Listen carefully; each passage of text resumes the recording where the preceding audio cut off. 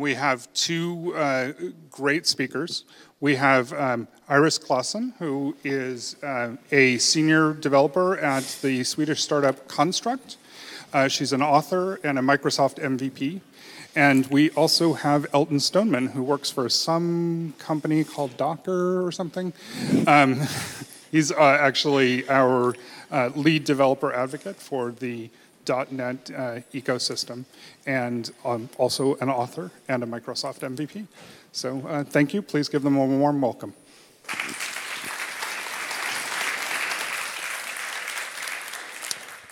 Thank you for coming and joining us. Thank you for that promotion, Mano, because I didn't know I was the lead developer advocate. And thank you for the time.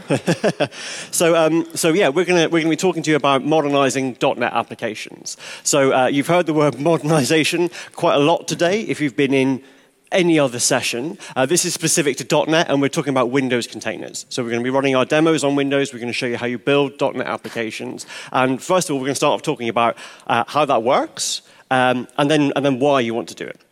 And we're going to do a demo with a really simple application that's kind of old, and we'll show you how you can move it to Docker, and then do things to bring it into to take advantage of this modern platform without having to rewrite any code. So I'm not going to change any code, and we're going to see about how we make that work in production. And then finally, we'll talk about where you go next. So taking an old app and running it in a container gives you X number of benefits, and you can stop there. If it's an old application that's still being used, but not actively being developed, then you might leave it in a container and not do anything else. But we'll end with a spectrum of opportunities, from leaving it where it is to a full microservices re-architecture. Okay, so very beginning, just to make sure we're on the same page. This is my one slide about how Docker works. So if I'm running on a Windows server, I install Docker. It runs in the background as a Windows service. And then any application that I want to run, I run it in a container. So if I want to run a website and a batch processing program and a database, I start them all as Docker containers. So these are Windows apps running inside Windows on a Windows server. And inside the app, inside the container, the app thinks it's got its own server. It's got its own file system and registry. But actually, the processes are running on the host. So all the same stuff. If you're familiar with Docker on Linux, the principles are exactly the same. But this is the Windows world. Okay, so that's what you can do. And now, why would you want to? Yes, well, Elton talks a bit fast, so we got 2 years, probably going to need to use them both. I went to his workshop. It was a full-day workshop, and it felt like a week. I'll take that as a compliment. Yes, well, it was a week full of content, so it was good. I enjoyed that. Highly recommend it. Well, so I work for a startup in Sweden. Sweden is pretty full of startups. And the system I'm working on, it's a quite big system. We do heavy calculations, and we have a lot of services. We have some sort of attempt at having a microservice architecture, but we really have a bunch of mini monoliths being very heavily interlocked with each other. Now, we want to move to containers, and there are a lot of reasons why we want to do that. And I thought I'd share that with you and see if you maybe are in the same situation as we are. First of all, something that's really important for us is consistency. We have a very nice deployment pipeline at the moment, but unfortunately all our environments and all our services are being pushed out to different virtual machines. You would think that having the same setup and having an automated pipeline means that you're not going to have the works on my machine issue. Well, we had it yesterday. At least once a week we have it. Why doesn't it work in this environment, but it works here? With containers, we wouldn't have that problem. Not as often, at least. I'm probably going to manage to mess it up anyway, but still. Then you also have the portability. The portability is also very important for us. It's not often that you will change a cloud provider and move between clouds, but it might happen. And this is a scenario that we had where we really could have needed the portability of containers. We were hosting everything on Azure, and due for different reasons, we wanted to move to a local cloud provider and do sort of like a mixed setup. Now, I don't know if you've tried exporting an Azure virtual machine. It is doable, but it's not as straightforward as you would think, and it's definitely not fun. And what we thought, or I thought, would only take 1 week, ended up taking 3 months. So aside being shit at time estimates, I also realized that portability is something that we're going to need in the future, because it turns out we do have to move around a little bit.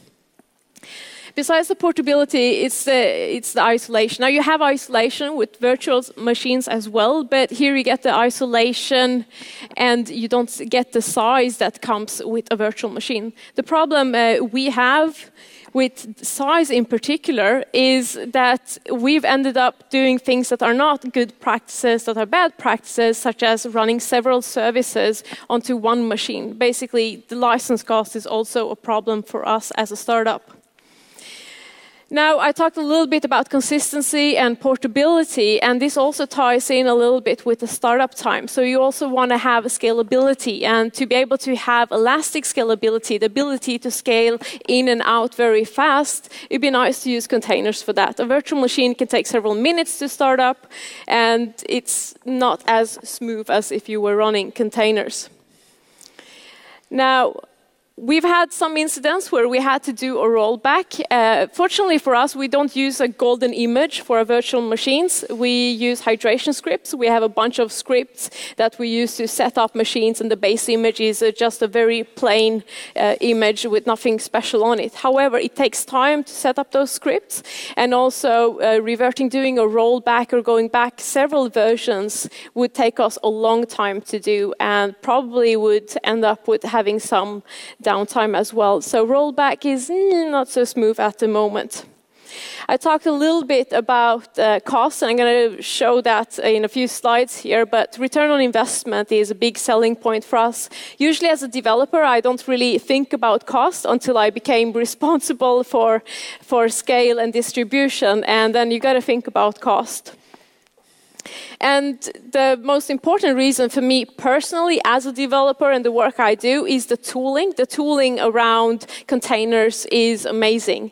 There's a lot available that otherwise isn't available to me as a developer if I'm not using containers. And I wrote here you because we're all a part of the community, and the community around this is amazing. And that means that you have up-to-date documentation, you have very active forums, and there's always somebody or somewhere where you can ask for help. And that is really important when you get stuck in the mud. Now, I never thought about the screens are so big. It's insane seeing our machines. These are the machines, some of the machines we have set up for our deployment pipeline. I don't know if you recognize the UI. It's Octopus Deploy. This is what we currently use. These are some of our machines. And as you can see, all the different tags, which you can't read, those are actually tags for our different services. And we have more than that. This is an old screenshot. Now, as you can see, we are deploying several services onto the same virtual machines, but every single one of that is going to be a lot of cost, and there's going to be a lot of overhead for us if we have to separate all our services into different machines. If we had containers, that would be a completely different scenario. And we are also a multi-tenant system. We have several tenants as well as do on-premise installations. So we have different scenarios and different deployment channels, which gets very complicated. Here is one of them. Now, these are the many steps we have. There are 11 steps for this deployment process, and every single process involves a very complicated setup. Some of them we have templated, but even with the templates, you still have a lot of tweaks and a lot of scripts that you have to set up. And if you end up being the only one on the team, which is me, to do this, if you're the one setting up the pipeline, you become responsible for the pipeline, and basically you get the bus number. The bus number is the concept, how many people can be hit by a bus before everything goes to shit. And our bus number is 1, because if I get hit by a bus, I have no idea how we're going to manage our pipeline. And nobody wants to touch it. It works. And it's this magic black box that nobody wants to get into. And it's nice being a wizard, but not when you want to take a vacation. And that's an important thing about automation. Yeah. So just automating doesn't actually solve the problem. Because if you've got a huge amount of manual work that you do, and then you write all these massive scripts with lots of different tools, then you've just shifted it from a manual work problem to a manual maintaining all these scripts problems. Yeah, true, very true. This beautiful Excel sheet you know, it's a good presentation when you have an Excel sheet. And I really hope I didn't leave in some information that I shouldn't show. This is our first attempt, our first spec we sent to our new cloud provider over the machines we wanted to set up. You probably see a few things that's not going to work so well. Well, that didn't last long. So this caused a lot of problems. Obviously, it's really cute that we thought that we would be able to run our services on such small disks and such a shit setup. But here's the problem, like these are a lot of machines, this is a lot of cost, and we're still having a lot of issues. And basically, if you can't read, it's because you're not Scandinavian. But it's my colleague Jailar discussing how he needs to recycle the app pools, and he can't even RDP into one of our production servers. And this is an ongoing discussion. And as you can see, it's not too long ago we had this issue. So yeah, oops. Scaling up is a problem, but we need to restart our machines when we do that, and so on. So it goes on and on. So I really want to move to containers. I like containers so much, I want to put myself into one and ship myself to Sweden. But if it's from Denmark, I'm not going to use PostNord. Yeah, you're right. Not many people got that. Yeah, I know. Yeah, we're really upset about that in Sweden, by the way. But yeah, Bing it with Google. But so moving to containers, that can't be so hard, right? I mean, I can just do this. Visual Studio, this amazing, fantastic tool that takes 90% of your CPU on your computer, regardless of your spec. It's magical. It has added Docker support. So in the menu, the the right-click menu, which just grows and grows in size. Instead of adding a scroll bar, it just adds many sub-menus. Inside it, you can see there is now Docker support. You can add Docker support when you create a new project, or you can add one to an existing project, and it doesn't have to be a core service. It can be any service. And you can order a pizza and kebab and so on. Once you do that, it will go ahead and generate for you a Docker file. It'll chuck it straight into the project folder, and it'll also create a Docker Compose folder where it will add your Docker Compose files. And that's good, isn't it? We're there. We're shipping. Yeah, kind of. So yes, it is really good. And the tooling in, this is VS 2017, is excellent. If you've got Docker for Windows installed, VS 2017 knows that, and it gives you this option. And then you can generate this Docker file and hit F5, and it will run your app in a container. And you can debug inside the container, and that's great. The problem is that the Docker file that it generates is still using Visual Studio to do the build. So Visual Studio actually compiles your app, and then we use this Docker file to package it into an image, and then it runs a container. And the trouble is that doesn't really fit into a pipeline. So I've got a Docker file here that I have to have something else first to compile my application. It's okay, because it works fine, but actually the way that Docker works, it doesn't really have any prejudices about what you package into your image. So you've got lots of options. One of them is if you've got a pipeline that already produces a deployment artifact, like an MSI, you can use that. So you can start from Microsoft's ASP.NET image. That is Windows Server Core with IIS and .NET 4 point whatever installed and ASP.NET all configured. And you just copy in your MSI and you run the MSI exec, and at the end of this, you've got an image with your entire application in it. You've got no idea what's happening here because that MSI could do anything, but you could do that to get up and running. And the flip side of that is you can go all the way back to Windows Server Core and script out all the things you want to do if you want to own exactly what's happening inside your Docker image. So here I'm going way back to Windows Server Core. I'm adding the features myself. So I'm just running PowerShell scripts here to add IIS and .NET and all those other things. And then I'm doing like an Xcopy deployment. So again, something else has come first and generated a deployment artifact, which is just a web deploy folder, and I'm copying that in. And the third way of doing it, which is what we'll show you in the demo, is inside the Docker file, you compile the application first, and then you package it. I'm not impressed. Oh, okay. Well, you won't get to the demo. This is a PowerShell file. This is parts of our hydration script, just a tiny chunk. So this is the black box. You're looking inside the black box. I'm sharing this with you, and I hope I'm not sharing something I shouldn't be sharing. But regardless, I mean, That looks pretty much like a Docker file, right? Yeah, I mean, if needs be, you could put this into a Docker file. But there's a lot of stuff there you probably don't need. So I could probably slim it down. I don't know. Yes. Resharper maybe wants to turn it into a link expression, maybe? Yeah, if you could get it onto a single line, that would obviously be better. Yes. Okay, so that's where we're the position we're starting from. So we've got this application. Actually, it's not all that old. It doesn't have to be an old application for it to need modernizing by bringing it into a modern platform. So the issues about having all these VMs to run these things, actually all those individual VMs are they're all crafted to do a certain role. So you can't just spin up a new VM. You've got to spin up a new VM and then run that hydration script and do all the rest of it. So we're going to show you a demo application that is not the full stack. Obviously, it's a very simple demo app that we can show you some of the principles. And this is the architecture. Yep. How many here use WebForms? Okay, so I can talk a little bit shit about it, but not too much. Just checking. No, I'm not going to. There's nothing wrong with that. So basically, the application that we're using to the demo application here is just a play pretend sort of thing. We could have used, for example, we could have used a solution I'm working on, but I don't think you want to see all those services put into containers. That might take a little bit of a while.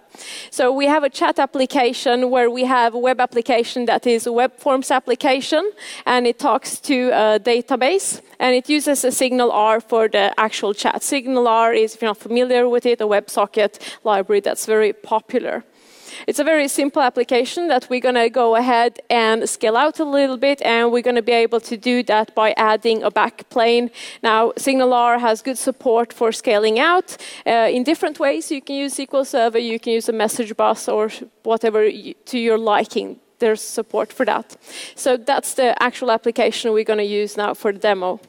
Yeah, so and so don't worry too much about SignalR because the demo isn't important. It's all on GitHub, so you'll be able to see it yourself. So the backplane just deals with the scale out. And then we're going to take this and we can choose how to Dockerize this application. Yeah. We could go full on and put everything in containers. And we'll actually kind of mix and match as we go through the demo. Okay, demo. So I've got a Docker file here for my application, and this is the third type that I mentioned but didn't show you at the time. So there are two from statements here. The first from part is the first stage of my build, and this is going to compile my application.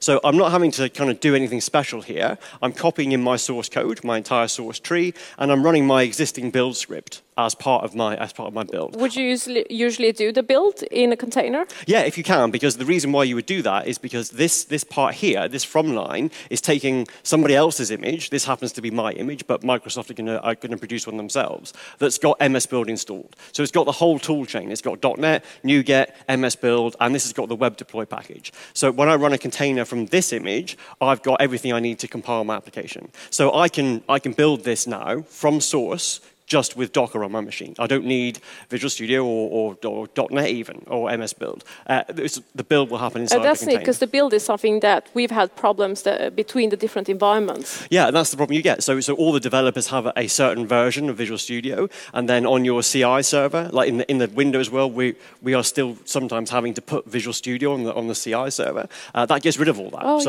Everything is just going to be built in a container. So the first stage, when this builder stage finishes, it's going to produce my published application. And then the second stage, pretty much all I do is package that up. So I copy out the generated compiled output into my application, and the second image is based on Microsoft's ASP.NET. So all I'm doing is setting up my website to listen from there. The second stage that starts with the from ASP.NET is what actually goes into your final application image. The first stage is kind of throwaway. That's used as an intermediate stage to get the compiled output, and then your final output won't have MS Build or anything like that either. Okay, so this is ready to go. This is our application, so I'm going to build this, and I'm running Docker locally. So I'm going to do an image build and build version 1 of my app. No good doing that, so I'm going to do... Yeah, actually learned today in Shane's session that Visual Studio supports multi-stage build files as well. Yeah, I think... Docker files. I think that's coming. But if it's out now, then it's out now. Yeah. So it's probably still in preview. I'm not sure. I think it might be in preview. But then the output from Visual Studio will be something that you can take on and put in your CI service. So I've built my application like all the demos you've seen today. People pre-build them, and then it comes from the cache. So that's cool. So I've got my chat web application. So this is the ASP.NET WebForms app that uses SignalR to do the chat site. So to run it, I need those other bits. I need my database that stores a copy of every message that everyone sends, and I need the other database for the backplane that does the scaling. And unfortunately, I've already put those in images. And you've put your password in there. Yeah, I'm glad you noticed that, because I was hoping to scroll down so quickly that no one would see. Yeah, I've put my password in there, and we will possibly address that before we go to production. Possibly. Possibly.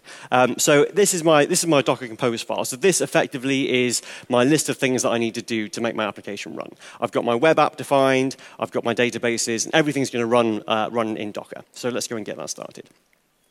So if I do a compose up, there we go. It's going to start all these things. So those databases are based on SQL Server. So I'm running in obviously this is my surface. It's a non-production environment. This is my dev environment. Those are based on SQL Server Express, and all I've done is package my schema on top. So I've got a custom image with SQL Server Express as the from line, and I've copied in my schema. So when I start this database, it's all ready to go, and the application is going to connect, and it'll all just work. And then in my compose file, I've specified how these things relate to each other. So my web application it depends on those, and actually inside the source code, the connection string for my database is built into my web application. It's expecting to find databases with these names. So at the moment, that config is kind of inside the source, so it'll be bundled in the image, and that's something else we probably want to address before we go live. Okay, so this is all starting up now. And the final thing is my web application. So Docker Compose is the tool you use on a single instance of Docker. When you go to production, which we'll do shortly, you'll use Docker Swarm. And same concept, but slightly different. Okay, so if I want to see what's going on inside my container, I can do a Docker container inspect. And that's going to get me the IP address. So when I ran those containers, I didn't publish any ports. So no traffic can come from the outside world into my test environment. And if I'm on the environment and I want to see how this app looks, I need to go and get the container's IP address. And then I can browse to it. So I've got several tabs open here so we can see what's going on with our chat app and see them both popping up. I'm going to open 2 at the moment for reasons that will become clear. Yeah, it's going to take a little bit of time because it's loading up the application for the first time. And exactly. So yeah, that took a little while, and that's the way IIS works. Yeah. So when you start the Windows container that's running IIS, then the IIS Windows service is listening, but there's no worker process. So that's just the same as with an ordinary Windows server. The worker process doesn't spin up until the first request comes in, and then it spins up. So there's a little bit of a startup delay. So that's something else we might want to address before we go live. Okay, so let's just show you how this works. We're not going to do anything particularly clever here. I'm going to sign in as me. And we can say hello. And yeah, look at that, it worked. It totally worked. Cool. So yeah, looks all right. Well, we'll go to production with that. Well, we could do, but there are those small we got a few issues, right? Okay, I don't want to rewrite any of the code because we're going to be pushed for time as it is, and the party is right after this session, so people are going to start getting antsy if we're too slow. So I've got a second version of my Docker file. That is, it's the same, so it starts in the same way, it runs the same build script. The second stage where it packages is mostly the same. What I've done is I've changed what Docker does when it starts a container from this image. So I've overridden the default startup. And I'm plugging in some extra functionality to deal with those issues that we talked about. Yeah, so, and grabbing the log. And yes, good point, grabbing the logs too. So the first thing I'm doing is I'm using Docker secrets for the connection strings. So when I go to production, I can have my secret that contains my database connection string, and then I might not have to use, no one has to see that. So someone else can own the secret for production, and I can own it for my development environment. The next thing I'm doing is as you say, I'm doing a warm-up to start my application server, and then I'm relaying the log file, my application log, so that the file that my application writes gets brought out into Docker, so that Docker can see those logs. So we're making use of the platform. We're using these encrypted secrets. We're using logging, and we're not having to change the application. So this is what version 2 does. So if I build version 2. With my Dockerfile v2. Again, Right, it's already been done. And I'm going to go to production. So has anyone seen anyone do any demos with Docker EE today? Yeah, thought so. So in order to push my, my image to my registry, I need to give it a proper tag. So that when I've built it locally, it has this name. And that's going to use Docker Hub by default. That's the default registry. If I want to put it into my own registry, I need to re-tag it. So if I tag it as, this is where my registry lives, so I'm going to tag that. And now I can do my push. And again, all those layers already exist. Yeah, so it says skipped foreign layer. Yes. Is that the public images that we're using? That's the Windows image. That's the Windows-based image. So when you push your image from your machine up to a private registry, the Windows layers don't go with it, which is good because they're the 10 gigabyte layers. So they don't get pushed to your private registry. What happens is when somebody else pulls this, they'll pull the layers that are from your registry here, they come down onto their server, and they'll get the Microsoft layers from Docker Hub. So yeah, it's a distribution thing. Okay, cool. So that's all good. So let's just check that that is there. So here's my Docker trusted registry. I've got all the images that I want to use, and the web one is the one I've just put in, and there's v2, last pushed a minute ago. So if I had multiple versions that were coming from my CI server, I would have multiple tags. And again, those layers... Which makes it easy if you need to revert. Exactly, yeah. So if you've got a production problem on version 1.1, and you're currently on version 1.3 in your development environment, you just pull down the image that has had the problem, and you'll be able to recreate the issue, hopefully. Okay, so let's go and connect to push this to production. So I've got a swarm running in Azure, and in order to connect to that, so when you run your Docker command line, Docker image push, Docker container list, the command line is talking to an API, and the Docker server has an API. So I can connect my local command line to a remote server. So if I go in here and show you this file that does that, this is just a, let's do a cat actually rather than end. This just sets up some environment variables and points my Docker host to my remote host. So I'll run this script. Do you need to run in swarm mode to use secrets? Yes, you do. Yes, you do. But you can run a single node swarm. So on your dev machine, you can be in swarm mode, but just have one. That's fine. So I can test exactly what I'm going to do in production on my laptop with exactly the same engine. So this is my real swarm. So I've got a bunch of things here. I've got 3 workers that happen to be Windows machines. I've got a manager that's a Linux machine, and I've got a Linux worker as well. So this is a hybrid swarm. Yeah, and that's really exciting, a hybrid swarm, because we are migrating some of our services to ASP.NET Core, so we can run them on Linux machines to cut costs a little bit more and also have more lightweight containers and so on. So that means we can just run everything together as one unit. Yeah, so if I've got my old ASP.NET 2 WebForms app and a bunch of .NET Core components that I've just rebuilt, then I will build and distribute and manage them all in the same way. So I'm going to have Docker files to build them. I'm going to push them all to the same registry. I'm going to run them as containers and manage them in the same way. Yeah, exactly the same thing.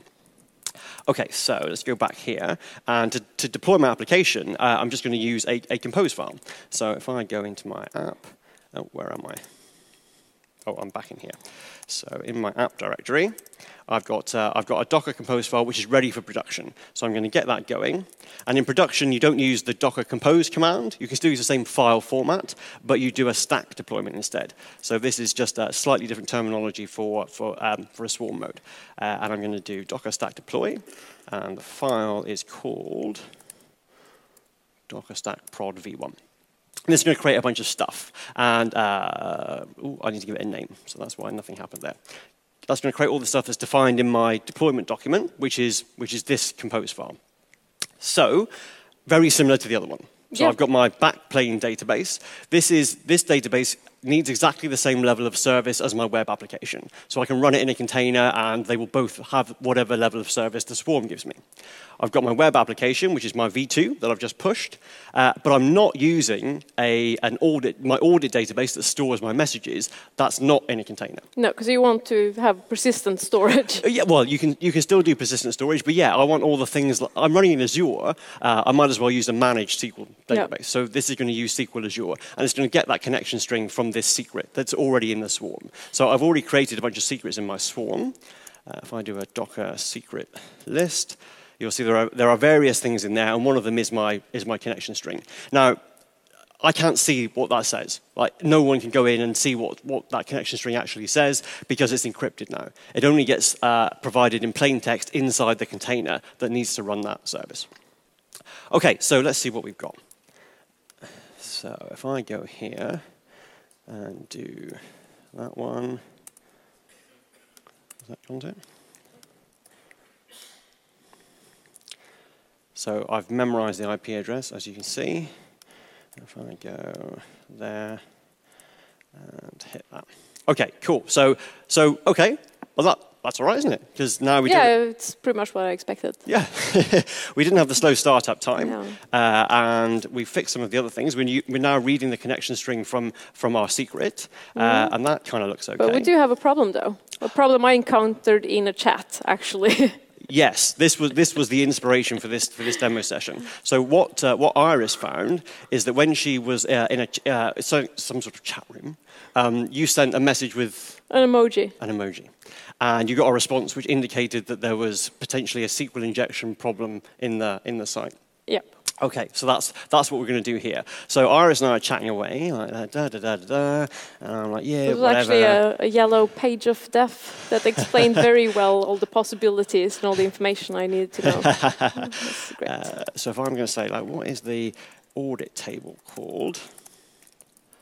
And unbeknownst to us, there's this hacker who's also listening, and Iris is like, it's called chat audit. And that's cool. And then, unbeknownst to us, I need to copy this in somewhere because I can never remember the actual correct terminology because I'm not really a hacker, as you'll be glad to know. So the hacker comes in and then sends this. Okay, that's disappointing. So if I say, huh? And you say, oh dear. So that's what's happened here is the hacker has sent in this SQL injection attack, and it's been processed. And I can see that if I go and look at my production database. So this is my database working on Windows Server, on SQL Azure. If I browse what's currently in here, you'll see all the preceding stuff is gone. So up to the point where that command went in from the SQL injection attack, everything's been lost. Yeah. So our hacker has managed to wipe out our entire database. Yeah, we need to patch that fast. We probably should. Yeah, we probably should just fix that. But we don't want to change like our code because there could be stuff everywhere that has this problem. Yeah, and this is pretty urgent. Yeah, but one of the advantages now that we're running in containers, see how it all kind of fits together, is that we can put something else in front of our application. A proxy. A proxy, but a special type of proxy called a web application firewall. And I've got a sample application that does just that. So it's Docker samples. It's on GitHub. And I wouldn't necessarily recommend this for production, but it's a starting point. So it's my web application firewall here. And what it does is it's a .NET Core application. It's a proxy, like you say, and it looks for things which are SQL injection hints. And so this is going to be the entry point for your application. And it's going to relay everything to your actual application, but if it finds something that it thinks is an attack, it's going to block it, which is perfect. So all I need to do that is I've got another version of my stack file. So same database, same web application, same version, same connection string, but I'm adding in an extra thing here. So my web application firewall is the thing that's listening on port 80. And my actual application now is internal. So that's not available to the outside world. So we can do this. That would be so much work for us to do. So let's do a stack deploy to version 2. And doing that stack deploy, if you're familiar with Compose and the way that it kind of compares what's currently running to the Compose file and makes the changes, it's the same in Swarm mode. So it's going to start what it needs to start to make that happen. So this is running now. And if I go back and repeat all this stuff, and yes, I know it's dodgy having a public IP address during a session where people can potentially see it. Let's see what's going on here. Oh no, look at that. See, when you do a session like this, you don't do the demo god business. They don't give you the little Lego man. So let's go and see what's going on there. So I'm using universal control plane. So even though I was using the command line to deploy this, it's actually Docker EE. So I've got all my things running here. So I've got my web application firewall, and I can go and have a look at the containers that are running, and I can see I've got one container that's up, so that looks good. And I can see the logs. You see that there's a problem there. Okay, cool. So this is live debugging. Welcome to the world of demos. So this is good because what I'm going to show you is what's happened is it's the web application firewall has started before anything was listening. So the service came up for the WAF before the web application. Race condition. It's a race condition because this application is still like a legacy application. It wasn't made to work like this. So if I just restart this, and then we're gonna hope that it's actually gonna work this time. And if it doesn't, then we're just gonna skip back to the slides. Oh, that's such a shame because it's such a good demo. Okay, right, we're gonna cut our losses. So imagine you've seen the other demo, but then when the hacker does his bit, it doesn't work, right? And then you would have gone, yeah, and we'd have gone, yeah, and then we'd awesome, thank you, best audience ever. Trust us, it works. Yeah. Honestly, we did this earlier. Like, if you'd have been in the rehearsal room, you would have seen it. And it was awesome. It was awesome. People tell me it was great. What we'll do is when the video goes, I will edit it and we'll make it look as if it actually worked. High five. Cool. So this is what we've built in the end. Yep. And we've mixed and matched. So we haven't run it all in containers because actually when we looked at where we were running, it made more sense to use a managed database. So that's still running in Azure. And then we put this web application firewall in, which worked really well. And that solved our problem that we found. Yep. Cool. Okay. So what are the next steps? That's kind of, I didn't change any code to make that happen, but I still managed to move into my modern platform, and I got my secret management, and I got my my integrated logging and all that sort of stuff. It's a great place to start. Exactly. And that's when you come to, watch the reaction for this slide, the modernization spectrum. Yeah, okay. We can literally talk about this for hours, but we're not going to. So the great thing about this is you can decide how much investment you want to make. So you can land anywhere on this spectrum, and it's not just this, there's more stuff, and decide for each product, for each application that you run, or for each component where it makes sense to make the investment. Yep. So starting in the red zone, just packaging up.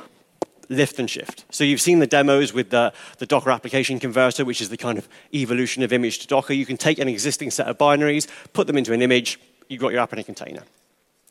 Or you can do things like we've been showing you here with tweaking the configuration and tweaking the setup of the image without changing code to adopt what the platform provides, but still leave your code intact.